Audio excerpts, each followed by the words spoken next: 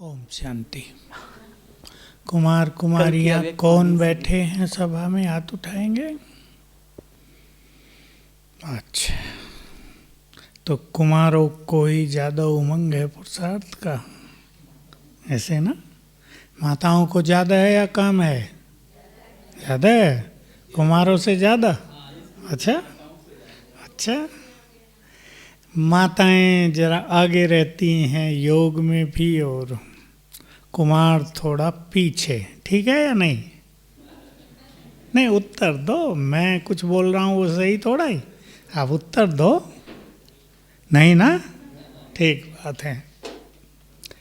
देखो, हमारे ज्ञान सरोवर में भी कुमार ही तो समर्पित हुए, लगभग सारे 95% कुमारों में उमंग रहती है। माताएं घरों में हैं, सब तो ऐसा नहीं कर सकती। कन्याओं को बाबा ने सेंटर्स में भाग्य दिया है, सबका बांट दिया ना।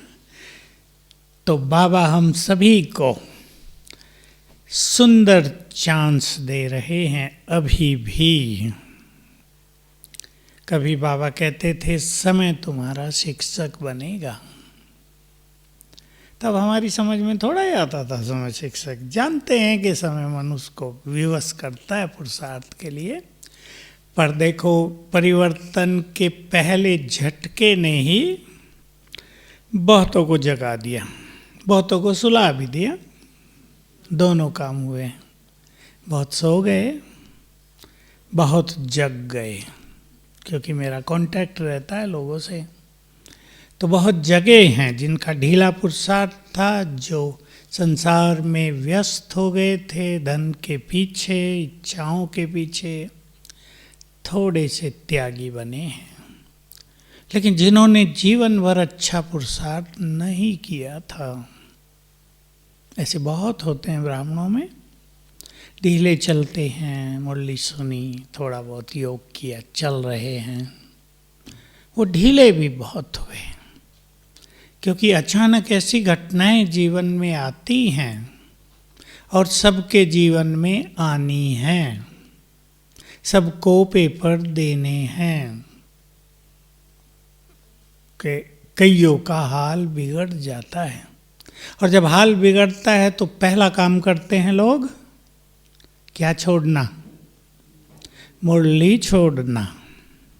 बड़ा पुण्य समझते हैं कि मुरली छोड़ने से बहुत अच्छा हो जाएगा, मुरली ने काम बिगाड़ दिया हमारा। लेकिन मुरली ही तो जीवन दायिनी है, मुरली ही हमें रोज जगाती है। मुरली छोड़ देंगे तो बाकी भी सो जाएंगे। तो हमें सोना नहीं है, अब तो सोए हुओं को जगाने का एक प्रबल समय तेजी से हमारे सामने आता जाएगा।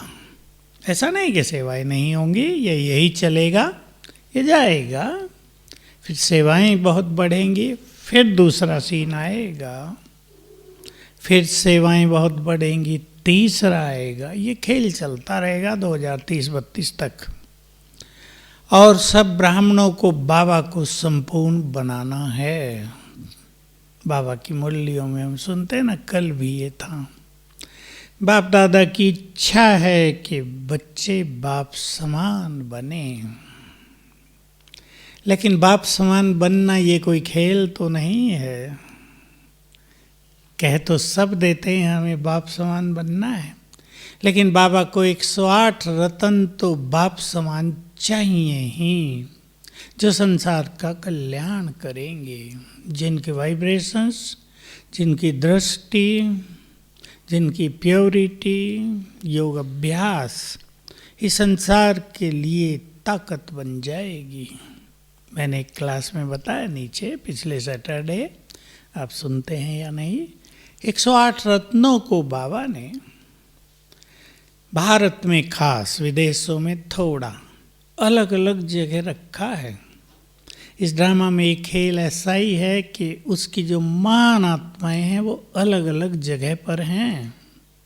उसमें भी 108 में पहले 25 मण के मोस्ट पावरफुल हैं। संसार की अति महान आत्माएं हैं वो। तो ये 25 और बाकी जहाँ जहाँ होंगे उनके वाइब्रेशंस आसपास के लोगों के लिए सुरक्षा का कवच बने रहेंगे। उनकी उपस्थिति बहुतों को हिम्मत देगी, निर्भय करेगी। तो ये एक वंडरफुल खेल बाबा का चल रहा है। अब परिवर्तन होगा। हम सभी को लंबे समय के अभ्यास की ज़रूरत है। कल भी बाबा ने होमवर्क दिया है। कौन सा? 1 मास। पहले देखो शब्द भी बदल दिए थे। पहले कहा बाप दादा राय दे रहे हैं, फिर कहा राय तो ठीक सा नहीं लग रहा है, ऑर्डर देते हैं। 1 मास ब्रह्मा बाबा जैसा आंखों में बसा लो उनको। क्या किया? तो बनाएंगे एक छोटा सा प्लान, लंबा चौड़ा नहीं। ब्रह्मा बाबा की तो बहुत सारी बातें हैं, सारी लेंगे तो पहले ही सरेंडर कर देंगे कि अपने से नहीं होगा। लेकिन हम एक छोटा सा 5 पॉइंट प्लान बना ले, 5 बातों का पुरुषार्थ, जिसको हम करें एक मास। और हम सबको ये ज्ञात रहे कि जब हम बाबा की किसी आज्ञा का पालन करते हैं तुरंत, तो उसका बल बहुत मिलता है हमें। बाबा का बल साथ काम करने लगता है। और अगर हम सोचते हैं कर लेंगे तो हमारा उमंग भी ढीला होगा, और फिर बाबा का जो बल हमें मिलना है, उसकी मदद मिलनी, वो भी कम हो जाएगी। तो बोलो एक सिंपल प्लान, बिल्कुल मैं सिंपल बताना चाहता हूँ सबको, जो सब कर सकें। ऐसा नहीं जो डायरियों में रह जाए, जो करें। बाबा का एक सुंदर अभ्यास था, देह में रहते देह से न्यारे। बाबा इस शरीर में ऐसे रहते हैं मानो इस शरीर में हो ही नहीं। ब्रह्मा बाबा का ये अंत में तो बिल्कुल एक नेचुरल स्वरूप बन गया था। संपूर्ण देही अभिमानी, सोल कॉन्शियसनेस। उसकी कई विधियां हैं, हमने क्लासेज में कराई हैं बहुत सारी। मैं आत्मा हूँ, ये देह। कभी मैं आत्मा आंखों से देख रही हूँ, अंदर बैठी हूँ, तो कभी मैं परम धाम में हूँ, कभी बाबा के साथ साथ हूँ। अभ्यास चालू रहे, इस पर हमें बहुत ध्यान देना है। मैं सभी को बाबा की एक बात याद दिला रहा हूँ आजकल, और अपने को भी याद दिला रहा हूँ बहुत ज़्यादा। आप सब सुनते होंगे, बाबा की साकार मुरली में आया है, 1 मास हुआ होगा, जो बच्चे अशरीरीपन का बहुत अभ्यास करेंगे, कहीं लिख के रखने की बात है जिस पे हमारी नज़र जाती रहे। जो बच्चे देही अभिमानी अशरीरी होने का बहुत अभ्यास करेंगे, विनाश काल में उनका विनाश नहीं होगा, वो स्वेच्छा से देह छोड़ेंगे। बहुत एक गहरा राज बाबा ने बता दिया है। इच्छित मन इच्छित मृत्यु, इच्छा मृत्यु। विनाश काल में विनाश होना ये नहीं फ्लड आया और बह गए, जमीन फटी हम भी धंस गए, एक्सीडेंट हुआ हम भी तड़फ तड़फ मर गए, ये नहीं। स्वेच्छा से, क्योंकि अभ्यास करते करते आत्मा देह से डिटैच होती जाएगी। न्यारी देह ने जो बांधा हुआ है आत्मा को, जैसे जकड़ी हुई हैं दोनों, आत्मा और देह चिपक गई हैं, बिल्कुल वो छूटता जाएगा। लूज वस्त्र जिसे बाबा कहते हैं, ये देह का वस्त्र लूज होता जाएगा। संकल्प किया चले और चले। तो बहुत ध्यान देना है इस पर, सभी अपनी अपनी दिनचर्या में इसका प्लान बनाना। कर्म में कैसे इसको लाएंगे, ये कोई सारा दिन बैठ के करने का अभ्यास नहीं है। मैं आपको वही अभ्यास दे रहा हूँ बाबा के जो नेचुरल लाइफ में करने हैं, कर्मों में। बैठ के तो जो भी करेंगे करेंगे, और जब हम कर्मों में अभ्यास करते हैं तो बैठ के हमारा योग बहुत सुंदर होता है। दूसरी चीज, बाबा का प्रारंभ से ही बहुत ज़्यादा नशा, ईश्वरीय नशा, स्वमान जिसे कहते हैं, बहुत बड़ा नशा था। लोग ग्लानि करते थे, कोई नहीं, मेरे ही बच्चे हैं ना, अभी पहचानते नहीं हैं, पहचानेंगे, सब ठीक हो जाएगा। कोई भावना में परिवर्तन नहीं, नशा शुरू से ही, मुझे ये देह छोड़कर श्री कृष्ण बनना है। मैं नारायण था, नशा था बहुत ज्यादा।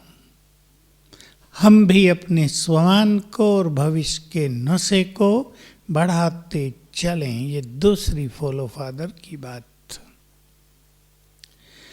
और तीसरी चीज, ये हमारी सब साधनाएं हैं, ये योग है सब।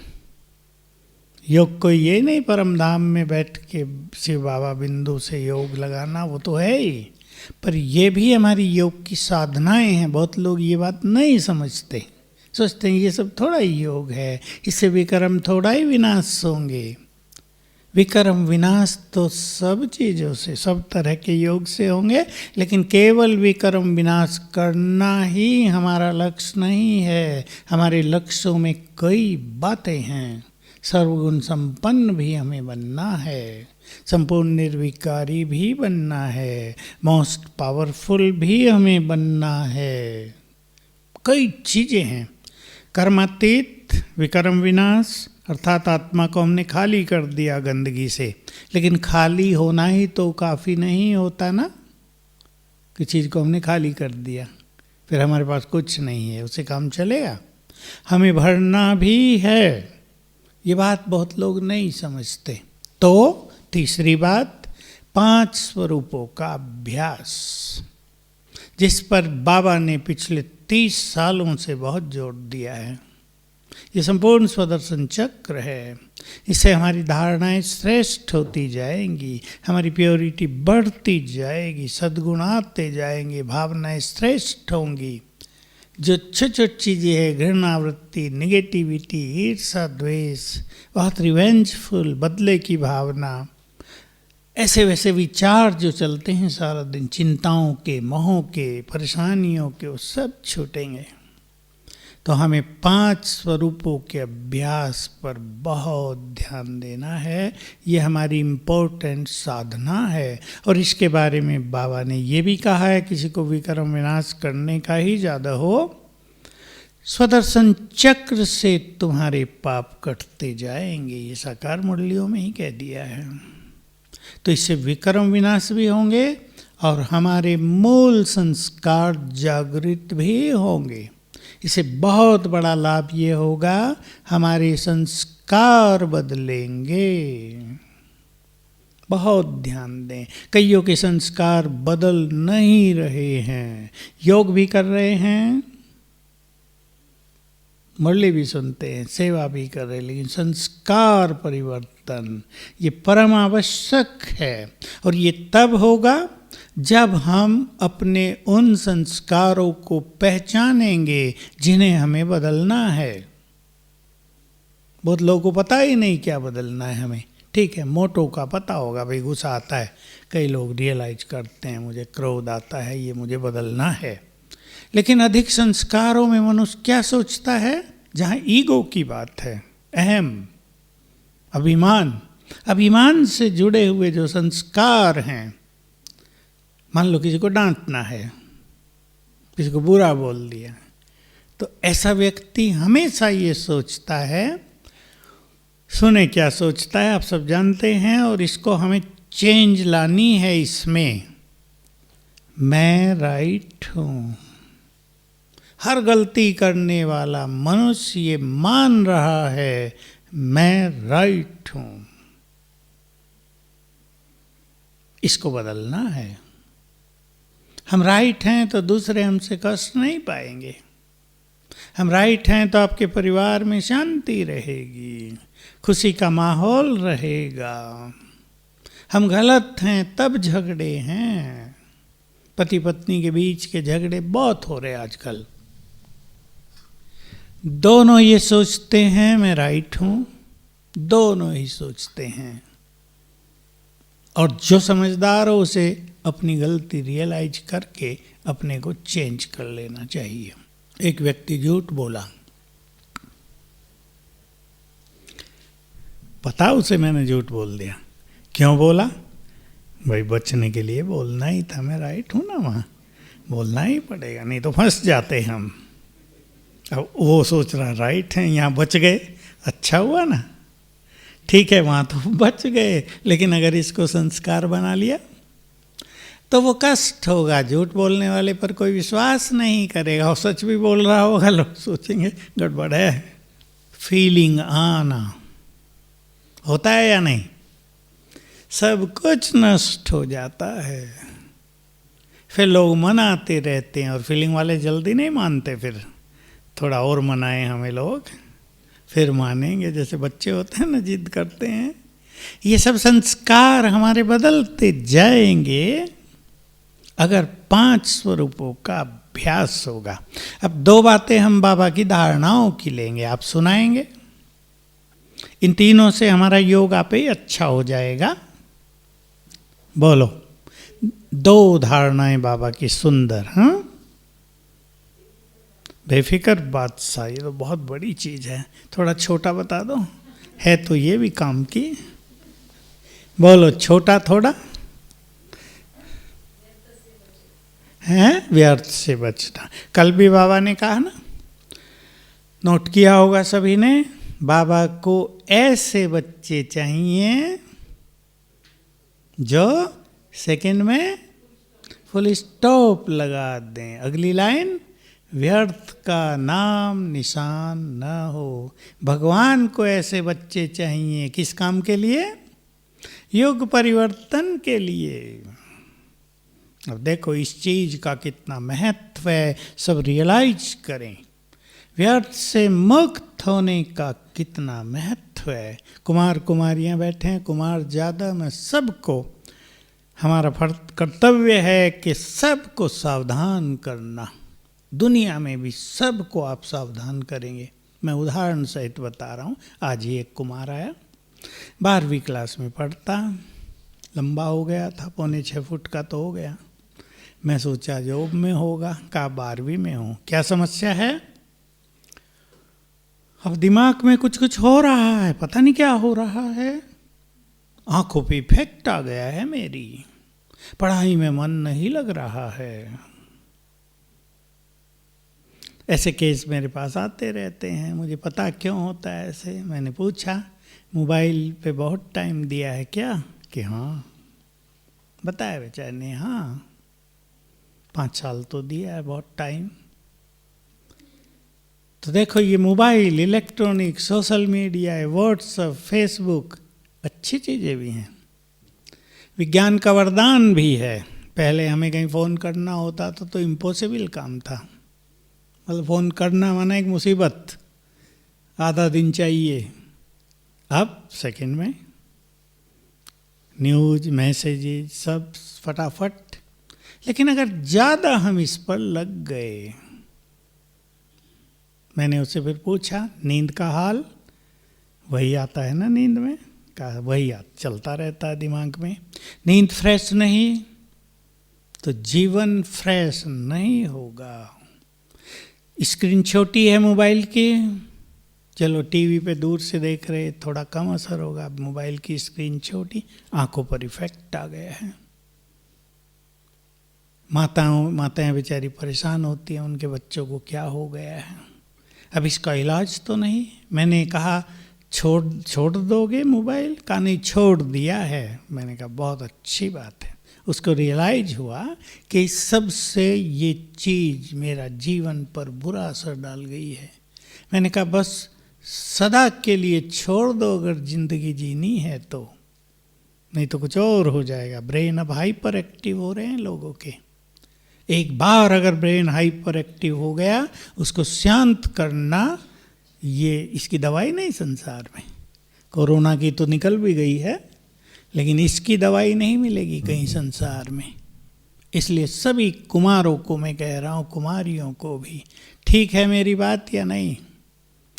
मैं लौकिकली कह रहा हूँ, अगर जिंदगी में कुछ करना है तो इसको छोड़ दो एक सीमित टाइम दे, ठीक है, आधा घंटा देख लिया कुछ जरूरी चीजें, क्योंकि इससे मन की एकाग्रता नष्ट होती है, व्यर्थ बढ़ता है, आगे चलकर हर जगह असफलता।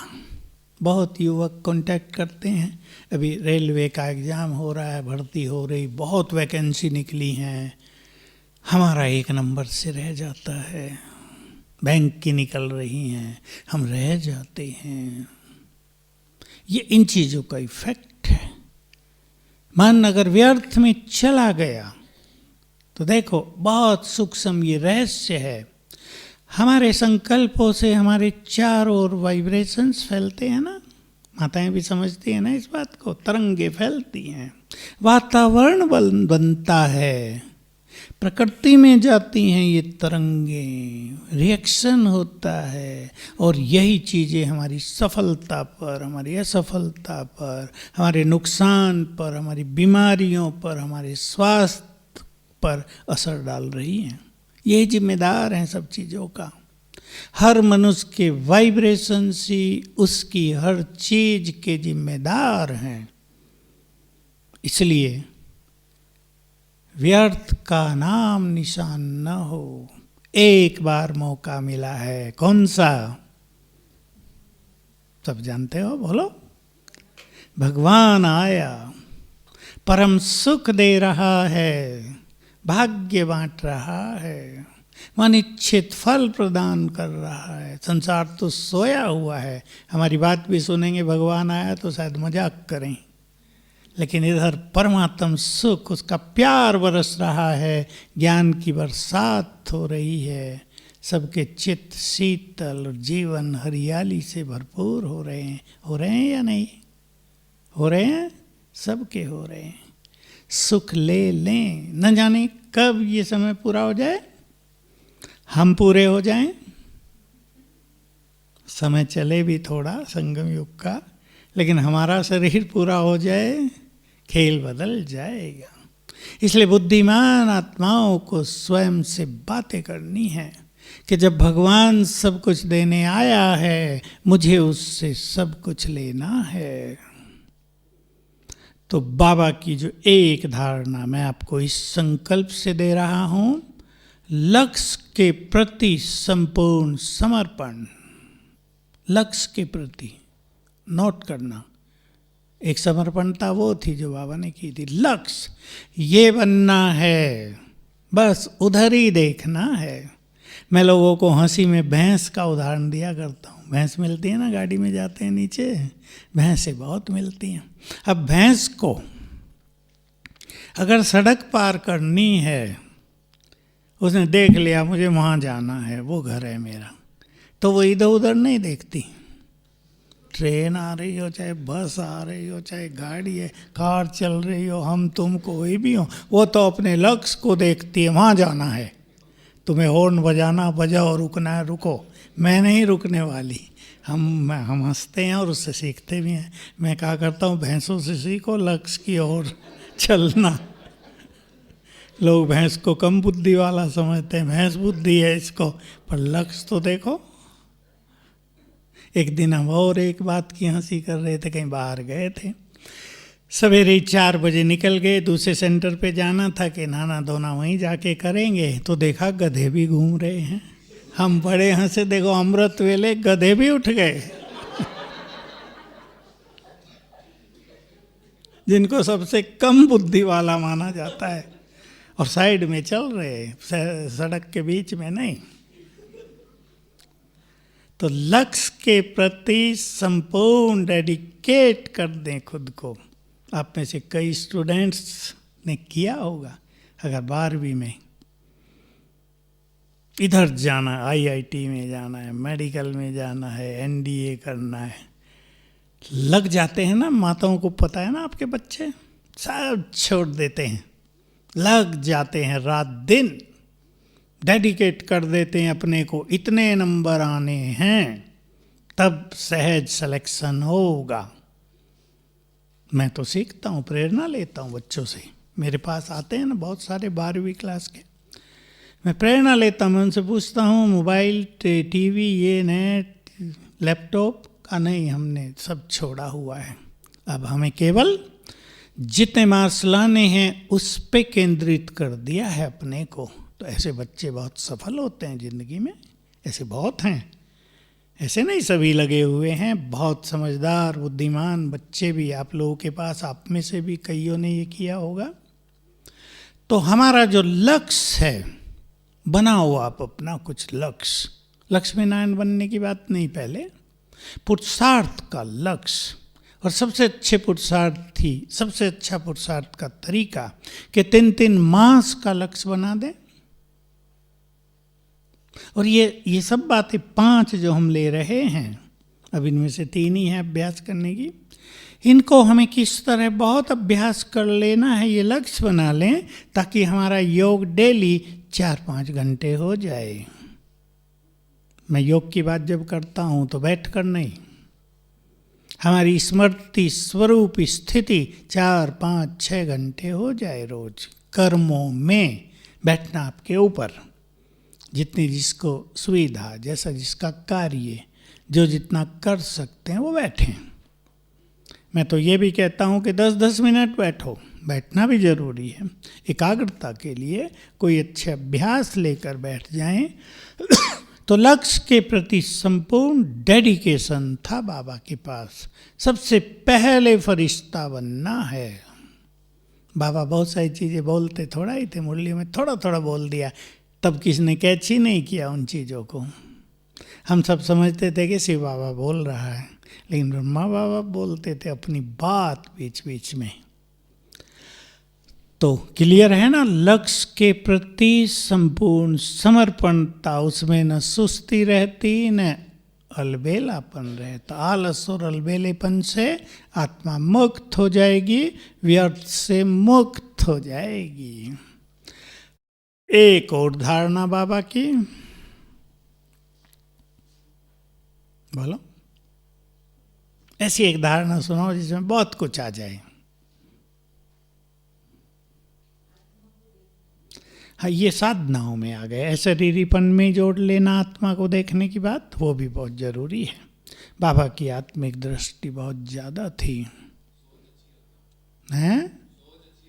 सोच अच्छी रखना, ये हमने इसमें कर दिया, बहुत अच्छा। ऊंचे विचार इसको कहेंगे, वो स्वमान से हो जाएंगे। और बोलो बहने, लौकिक में अलौकिक, इस पे भी ध्यान देंगे आप सभी, बहुत इम्पोर्टेंट चीज़ है।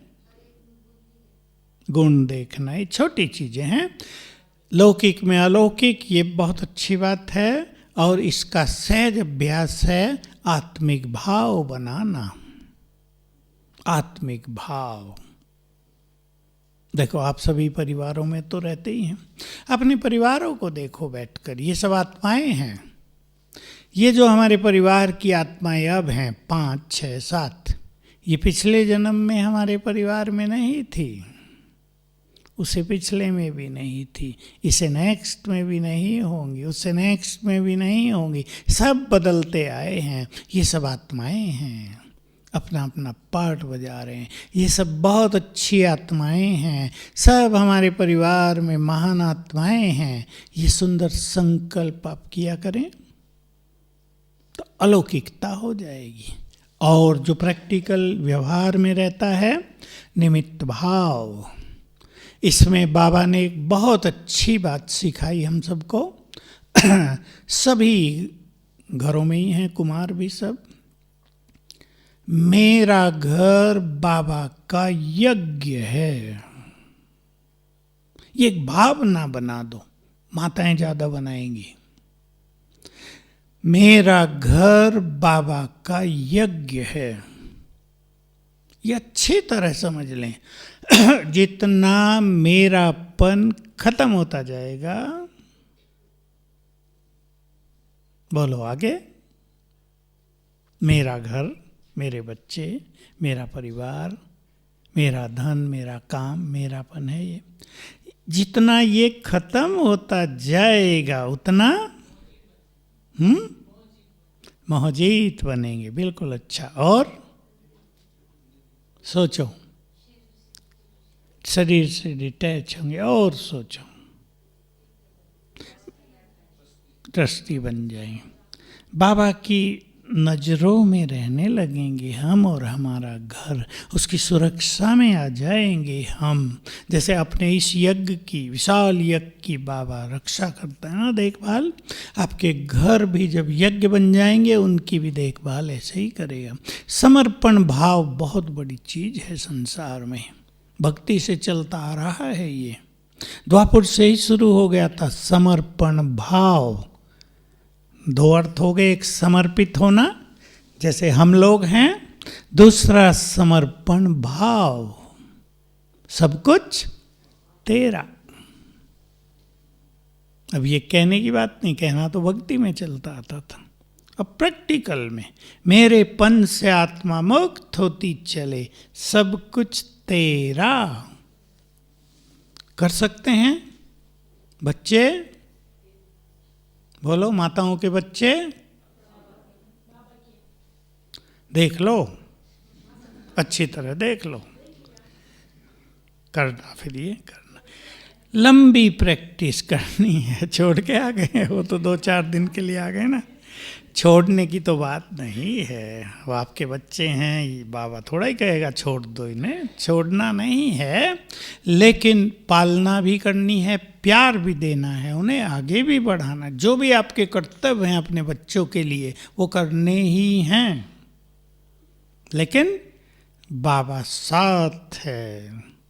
हमारा ये परिवार बाबा का है, ये घर उसका यज्ञ है, ये धन उसका है। इसलिए मैं एक चीज़ सिखाई बहुतों को, और बहुतों ने तो कर दी फटाफट। जो भी घर में आए ना वस्तु, पहले बाबा के आगे रख दो, यानी उसको समर्पित कर दो। माताएं करेंगी ये काम। थैले में सब्जी आई ना, रख दो बाबा के आगे, एक समर्पणता की आदत पड़ जाएगी। पैसा आया, रख दो बाबा के आगे, तुमको अर्पित। देखो कैसे वृद्धि होगी, कैसे परिवार सुखी होंगे आपके, सब कुछ भरपूर रहेगा परिवारों में। समर्पण भाव। जब हम कहते हैं मेरा सब कुछ तेरा, तो ऊपर से क्या आवाज आती है? मेरा सब कुछ तेरा। कल भी तो यही कहा बाबा ने, मेरा बाबा कहते ही सर्व खजानों के मालिक बन गए। जैसे किसी बाप के बच्चे, अब बाप को, माँ को बड़ा घर है, बच्चे थोड़ा ही कहेंगे मम्मी का घर है। ये विदेशों में बोलते हैं ऐसे, भारत में क्या बोलते हैं? हमारा घर है, देखो हमारा घर कितना बड़ा है। किसी को फैक्ट्री होगी, बच्चे क्या बोलेंगे? हमारी फैक्ट्री है। हमने भगवान को अपना बना लिया तो उसका जो कुछ है वो हमारा हुआ। ये हमें डीप रियलाइजेशन में, अपने चिंतन में, अपनी कॉन्शियसनेस में, अवेयरनेस में, स्मृतियों में भरना है। बाबा हमारा और हम उसके हैं, तो उसका सब कुछ हमारा है। सर्व खजानों की बात की ना कल बाबा ने, सब पर हमारा अधिकार। खुशी उसका खजाना, वो हमारा खजाना है, इसको हमसे कोई छीन नहीं सकता। प्योरिटी उसने हमें दी है, ये खजाना है, इसको हमसे माया छीन ही नहीं सकती। अथाह खजाने हैं, ये भविष्य से जुड़े हुए हैं। तो समर्पण भाव, निमित्त भाव, लौकिक को अलौकिक में बदलना, ये सब पांचवी बात ब्रह्मा बाबा की बहुत सुंदर धारणा थी। जब से सब कुछ समर्पित किया था, सब अलौकिक कर दिया था। बाबा की तो बात ही अलग थी। बाबा ने तो पैसा देखा ही नहीं था, उसके बाद पैसे को टच नहीं करते थे बाबा। यीशु बहन थी, वो सब संभालती थी यज्ञ में। शुरू में एक दो भाई थे, विश्व किशोर दादा थे, वो संभालते थे। बाबा बिल्कुल निमित्त भाव में, और जो बच्चे थे बाबा की, उनकी चिंता नहीं। कैसे होता है मनुष्य निश्चिंत? बाबा बैठा है और बोलो, सुनाओ बातें। निश्चिंत होता है मनुष्य कुछ सोच सोच कर। जो होगा अच्छा होगा। ठीक बोल रहे, बोलते जाओ। अच्छा ही होगा, बोलते जाओ बहने। संगम युग कल्याणकारी है, सब कल्याणकारी हो जाएगा। ड्रामा एक्यूरेट है, सब अच्छा चलेगा। एक एक सेकंड कल्याणकारी। भाई लोग बोले, कराने वाला कराता रहेगा। बहुत अच्छी बात है। जिसको हमने अपनी जीवन की बागडोर दे दी है, वो क्या है? क्या है वो? संपूर्ण सृष्टि का मालिक है वो। क्या है वो? सर्वशक्तिवान है वो। उसके संकल्प में ही सब कुछ है। कल कह रहे थे ना, बटन उसके लिए खेल है। अभी संकल्प करे प्रकृति, शुरू कर दो खेल, अभी से शुरू हो जाएगा। वो सोच लो कौन? वो हमारा है, जिसका साथी है भगवान। गीत गाया करो। कुमार गाते हैं। बाथरूम से शुरू करो गाना। बाहर न भी गाना आता हो ना, बाथरूम में तो सब गायक बन जाते हैं ना। जिस भगवान हमारा साथी है, जिसका साथी हो भगवान, उसको, और ईश्वर अपने साथ है। ये सब हमें प्रैक्टिकल ले आना है अपनी स्थिति में। ऐसे नहीं बाबा भी साथ है, रो भी रहे हैं। ये भी तो हो जाता है ना, बाबा आपने मेरे बच्चे को क्यों उठा लिया? आप तो मेरे साथी हो, पर बच्चा भी तो ठीक था, अच्छा था, अभी क्यों बुला लिया? रोने लगते हैं। हाँ, वो गीत गाते रहा करो। एक चीज और मैं आप सबको याद दिला देता हूँ। मृत्यु के बारे में हम सब बहुत कुछ जानते हैं, फिर भी समय पर मनुष्य की स्थिति थोड़ी बिगड़ जाती है। अचानक मृत्यु होती है ना, बहुत से समाचार आते हैं। बात तो भयानक ही होती है कि अभी बच्चा था और अभी नहीं है, सुनसान हो जाता है। अभी तो माँ थी आधे घंटे पहले, है ही नहीं, अब गई। तो एकदम खालीपन हो जाता है। लोग बहुत प्रैक्टिकल है। कहने की बात नहीं भाई ऐसे रहो वैसे रहो, लेकिन जो प्रैक्टिकल है वो तो है। किसी का दिल्ली का एक का कल परसों आ रही थी बेचारी कन्या, माँ को बस उल्टी हुई और हॉस्पिटल ले गए और गई। अभी तो थी, हंस बहल रहे थे, और आधे घंटे में तो है ही नहीं। कहा सुनसान हो गया घर में एकदम। तो प्रैक्टिकल बात है। फिर मैंने इनको बहुत हिम्मत दी। मुरली छोड़ दी थी उसने भी। उदासी होती है ना मुरली में, मन नहीं लगता। कहा दूसरी बहन है उसकी मैरिज हुई है, एक बच्ची है उसको, वो कहती है मैं तो मर जाऊंगी, अब मरूंगी। वो मरने की सोचने लगी। तो इसे देखो कितनी निगेटिविटी आती। मैंने कहा तुम भी मर जाओगी, उस परिवार का इस परिवार का क्या होगा ये तो सोचो, हिम्मत से काम लो। अब तो मृत्यु क्या है? जिसकी, ये बात याद रखेंगे सभी। मैं वो उदाहरण दिया करता हूँ, सच्चा उदाहरण। हमारे मधुबन में एक कुमार था, उसका एक्सीडेंट हुआ। यहीं ऊपर से नीचे जाते हैं ना, बिल्कुल ऊपर ही मोड़ पर। वो भी तेज चल रहा था, उधर से बस आ रही थी, बस के नीचे ही चला गया, इमीडिएट मृत्यु। तो अव्यक्त बाबा आए थे 2-4 दिन पहले। निर्वैर भाई ने पूछा, बाबा बहुत अच्छा कुमार था, आपने उसको मदद नहीं की? बाबा का उत्तर था बहुत अच्छा, कान खड़े कर देने वाला उत्तर। बाबा ने कहा, जिसकी मृत्यु जिस समय जिस स्थान पर जिस कारण से होनी है वो पूर्व निश्चित है, भगवान भी उसको टाल नहीं सकता, वो अटल है। सब सुन रह गए, सुनते रह गए। हम तो ये सोच रहे थे बाबा कहा था, कहेगा नहीं बाबा तो मदद कर रहा था, वही तेज चला रहा था कुछ भी। लेकिन बाबा ने कहा मोड़ पे तो तेज नहीं चलाया जाता ना, और पहाड़ियों में तो खास। कुछ कहेगा बाबा, लेकिन बाबा ने ऐसा सटीक उत्तर दे दिया कि ज्ञान की रोशनी भी है और बहुत बड़ी शिक्षा भी है। मृत्यु जिस समय, जिस कारण से, यानी जिस एक्सीडेंट कारण बना, जिस समय, जहाँ होनी, स्थान भी निश्चित है, उसको कोई टाल नहीं सकता। फिर मैंने उनको हिम्मत दी, जो मैं बात सुना रहा था। मैंने कहा उसको देखो कष्ट नहीं हुआ ना? कहा बिल्कुल कष्ट नहीं हुआ। तुम एक पुण्य आत्मा थी ना, शरीर तो सबको छोड़ना है अपने समय पर, लेकिन पुण्य आत्माओं को कष्ट नहीं होता। नहीं तो कितने कष्ट हो रहे हॉस्पिटलों में, कैंसर से कितना कष्ट हो रहे लोगों को। तो हमें मृत्यु के इस सत्य को जानकर जल्दी ही संभलना होगा। ये आदत डालेंगे सभी आदत डालेंगे, जल्दी संभल। असर तो आता है, नो डाउट, इसमें कोई संदेह नहीं। ऐसी ऐसी स्थिति परिस्थिति बनती हैं मनुष्य पर, उसका असर आता, पर जल्दी उससे बाहर निकल जाना ये ज्ञान है, ये बुद्धिमानी है। आगे चलकर एक चीज और सबको फेस करनी है, देखनी है। मैं लास्टली ये बात आपको कह रहा हूँ, और हमें भी इसके लिए तैयार होना है और सबको तैयार करना है। बच्चों की मृत्यु बहुत होंगी,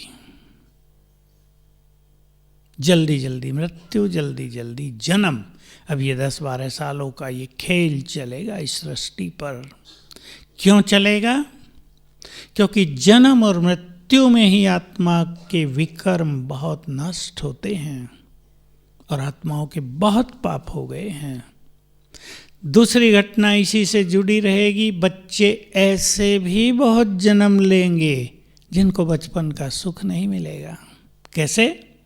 आँख नहीं काम कर रही हैं, हाथ या पैर पोलियो वाले हैं, बुद्धि बहुत डल है, जन्म से बीमार है, बोलना सुनना नहीं है। ये सब खेल अब अगले 10-12 सालों तक बहुत चलना है सृष्टि पर। इसकी दवाई नहीं है, डॉक्टर की कुछ समझ में नहीं आएगा क्या हो रहा है, क्योंकि ये सब कर्मों का खेल चलेगा। मैं आपको डरा नहीं रहा, केवल हमें जानकारी होनी चाहिए कि ये खेल अब चलने वाला है।